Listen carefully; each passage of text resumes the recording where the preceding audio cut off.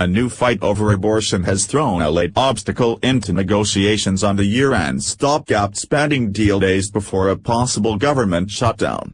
House Republicans say two Obamacare measures that Senate GOP leaders are expected to attach to the stopgap as part of a deal with Senator Susan Collins, Maine, must include Hyde Amendment language prohibiting the use of federal funds for abortion. It would be a stone-cold non-starter for many House Republicans to vote for the stopgap that does not include the Obamacare measures without the abortion restrictions, said one House GOP appropriations aide. Advertisement that won't pass the House if you don't have hard protections, said House Energy and Commerce Committee Chairman Greg Walden, ROR. But Democrats oppose including the language, which they see as an expansion of the existing Hyde Amendment. They argue including the language could discourage private insurers from covering abortions, and insist they won't back the stopgap if it is added. Senate Democratic leader Chuck Schumer, NY, said Tuesday that adding Hyde language would kill it altogether. Senate Republicans need at least 8 Democrats to back the stopgap to overcome a filibuster. The government will shut down on Saturday unless a new funding measure is approved. The two Obamacare measures are part of a deal between Senate GOP leaders and Collins that won her support for the tax cut bill. The first is a bill sponsored by Sens. Lamar Alexander, R. Tennessee, and Patty Murray, D. Washington, that would reimburse insurers for giving discounted deductibles and copays to low-income patients. The second bill would give states billions of dollars to help insurers with the costs of covering higher-risk, expensive patients. Influential anti-abortion groups in recent days have lobbied Republicans on the issue, arguing that as written, the bills don't include language restricting federal funding for abortions.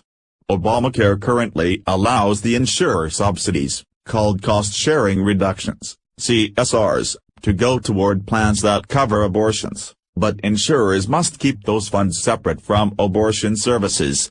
Anti-abortion groups have long argued that those restrictions aren't strong enough and that the new Obamacare funds should be under the Hyde Amendment. This would be taxpayers directly paying and reimbursing people for abortions. This is unacceptable, said Tom McCluskey, Vice President of Government Affairs for March for Life. Alexander, Collins and Vice President Pence met on Tuesday and discussed the Obamacare bills, a Senate GOP aide said.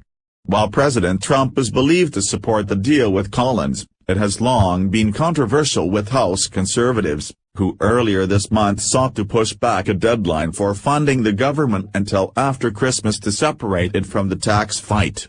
Many House Republicans opposed the Obamacare funding because they think it props up the health law.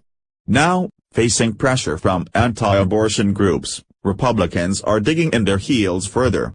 It needs to have Hyde, said Representative Chris Smith, RN.J, co-chair of the bipartisan pro-life caucus. It would be Bart Stupak all over again, he added, referring to the Democratic congressman who almost sank Obamacare in 2009 over objections to abortion language.